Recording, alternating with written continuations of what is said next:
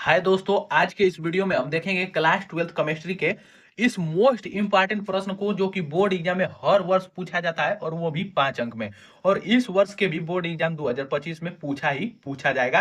तो हमारा प्रश्न है, क्या होता है जब केवल रासायनिक समीकरण दीजिए। देखिए, यह प्रश्न हर साल पूछा जाता है।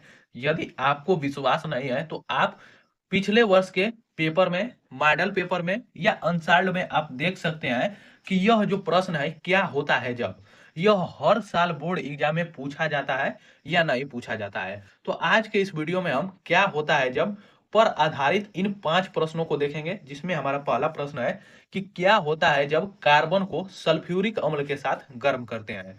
दूसरा है हमारा कि क्या होता है जब सांद्र सल्फ्यूरिक अम्ल के साथ तांबे को गर्म करते हैं। तांबे मतलब कापर को गर्म करते हैं। अगला है हमारा प्रश्न कि क्या होता है जब क्लोरीन को फ्लूओरीन के साथ 437 केल्विन ताप पर गर्म करते हैं। अगला प्रश्न है कि जब क्या होता है जब क्लोरीन को फ्लोरीन के साथ 573 केल्विन ताप पर गर्म करते हैं। अगला है हमारा पांचवा प्रश्न कि जब XeF4 XE से हमारा जेनान है यहाँ पर, तो XeF4 तथा O2F2 को 143 केल्विन ताप पर अभिकृत करते हैं, तब हमारा क्या होता है। तो आज के इस वीडियो में हम इन 5 प्रश्नों को देखेंगे और ये पांचों प्रश्न बोर्ड एग्जाम में पूछे गए हैं। और मैं वही वीडियो बनाता हूं जो कि बोर्ड एग्जाम की दृष्टि से मोस्ट इंपॉर्टेंट क्वेश्चन होते हैं, या तो वो बोर्ड एग्जाम में पूछे गए होते हैं। तो आप इस चैनल को जरूर सब्सक्राइब कर सकते हैं और इसे ज्यादा से ज्यादा लाइक, शेयर और चैनल को सब्सक्राइब करना ना भूलें। तो चलिए वीडियो को स्टार्ट करते हैं। तो हमारा यहाँ पर पहला प्रश्न है कि क्या होता है जब कार्बन को सल्फ्यूरिक अम्ल के साथ गर्म करते हैं। चलिए इस प्रश्न को देखेंगे। तो चलिए देखिए, इसका उत्तर है कि जब हम कार्बन को सल्फ्यूरिक अम्ल के साथ गर्म करेंगे तो हमारा जो कार्बन है वह CO2 में ऑक्सीकृत हो जाता है, मतलब हमारा कार्बन डाइऑक्साइड गैस बन जाता है। तो चलिए इसके रिएक्शन को देखते हैं। तो देखिए यहाँ पर कह रहा है कार्बन को सल्फ्यूरिक अम्ल के साथ गर्म करते हैं। तो कार्बन का सूत्र यहाँ पर हो गया C, ये है हमारा कार्बन।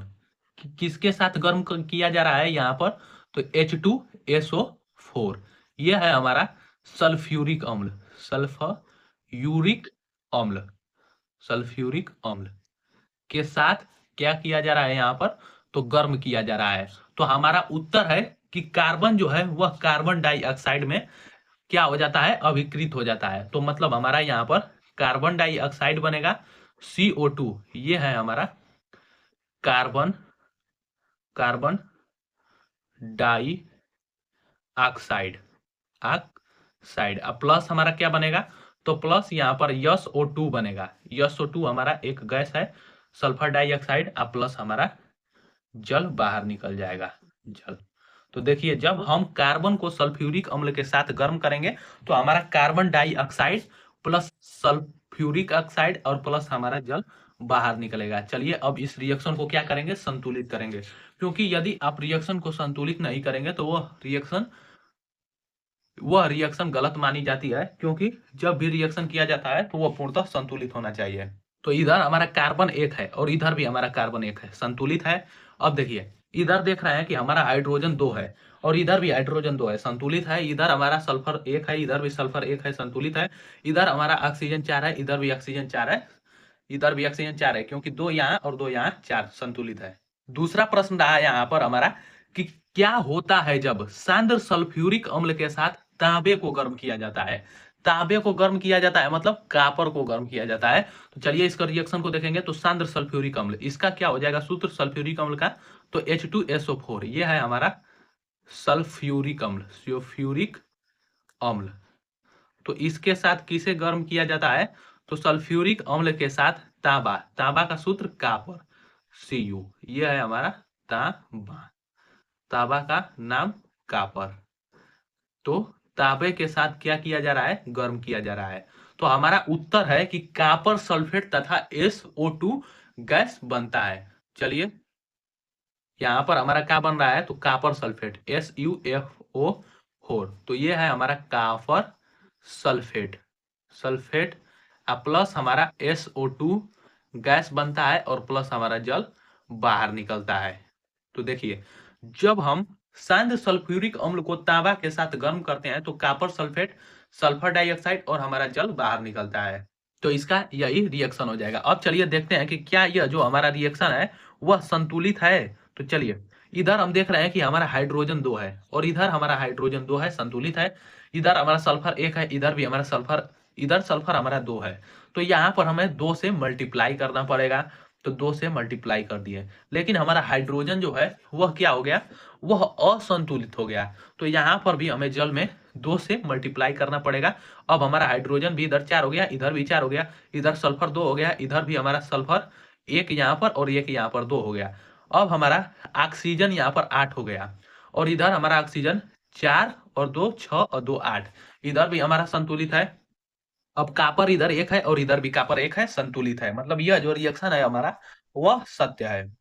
अगला प्रश्न है हमारा तीसरा प्रश्न कि क्या होता है जब, देखिए प्रश्न है हमारा कि क्या होता है जब क्लोरीन को फ्लूओरीन के साथ 437 केल्विन ताप पर गर्म करते हैं। तो इसका उत्तर है कि क्लोरीन मोनोक्लोराइड, इसका सूत्र है क्लोरीन मोनोक्लोराइड का कि CiF, सी से क्लोरीन, IF मतलब क्लोरीन मोनोफ्लोराइड बनता है। तो चलिए इसके रिएक्शन को देखेंगे तो आपको यह समझ में आ जाएगा कि जब क्लोरीन को फ्लोरीन के साथ 473 नहीं 437 केल्विन ताप पर गर्म किया जाता है तो क्लोरीन मोनोफ्लोराइड कैसे बनता है। चलिए, यहाँ पर क्लोरीन क्लोरीन को फ्लोरीन के साथ गर्म किया जा रहा है। तो क्लोरीन का सूत्र यहाँ पर लेंगे तो Cl2 लेंगे और फ्लोरीन यह है हमारा क्लोरीन। चलिए नाम भी लिख देता हूं यहाँ पर, क्लोरीन प्लस फ्लोरीन। फ्लोरीन का क्या सूत्र हो जाएगा यहाँ पर, F से हमारा क्या होता है फ्लोरीन, तो F2 से हमारा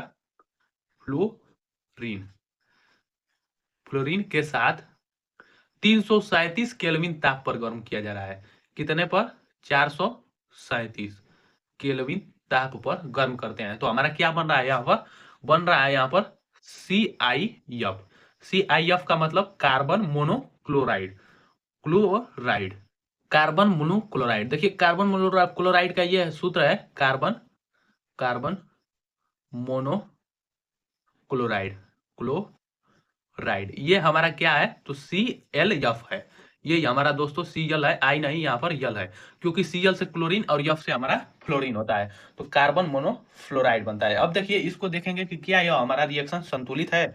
तो इधर तो हमारा क्लोरीन 2 है, लेकिन हमारा इधर 1 है, तो 2 से मल्टीप्लाई कर देंगे और फ्लोरीन भी 2 है इधर और इधर भी 2, मतलब ये जो हमारा रिएक्शन है वह संतुलित है। चलिए अगले प्रश्न को देखेंगे।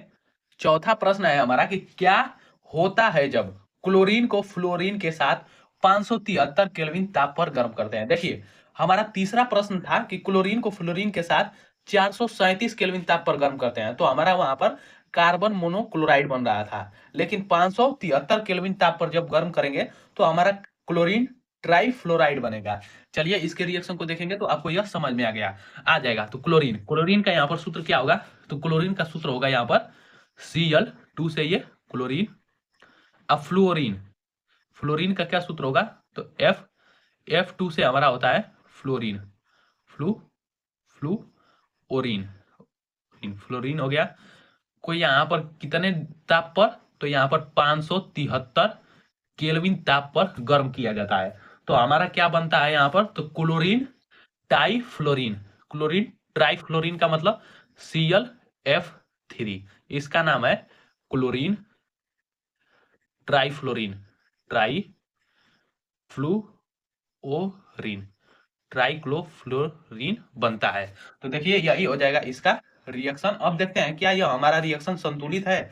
तो इधर Cl2 2 है, लेकिन इधर हमारा Cl2 कितना है, तो इधर हमारा Cl2 Cl 1 है, मतलब यहाँ पर 2 से मल्टीप्लाई कर देंगे तो हमारा क्लोरीन संतुलित हो गया। अब देखिए इधर फ्लोरीन हमारा 2 है, लेकिन इधर हमारा 3 है, 3 नहीं इधर हमारा 6 हो गया, तो यहाँ पर भी 3 से मल्टीप्लाई कर देंगे तो इधर भी फ्लोरीन 6 हो गया, मतलब संतुलित हो गया।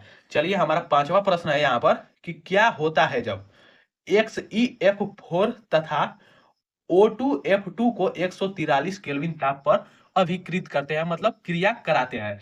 तो हमारा उत्तर है कि जिनान हेक्साफ्लोराइड बनता है। चलिए इसके रिएक्शन को देखेंगे तो आपको यह समझ में आ जाएगा कि जब XeF4 तथा O2F2 को 173 केल्विन ताप पर गर्म करते हैं तो हमारा क्या बनता है।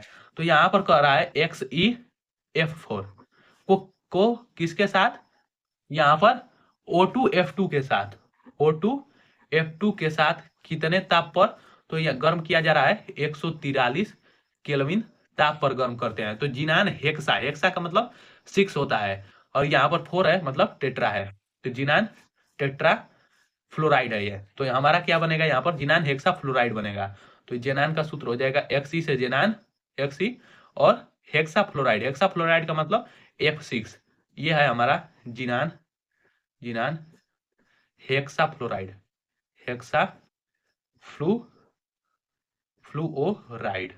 अब प्लस हमारा क्या बनेगा, तो जिनान हेक्सा फ्लोराइड और प्लस ऑक्सीजन गैस हमारा बाहर निकलेगा।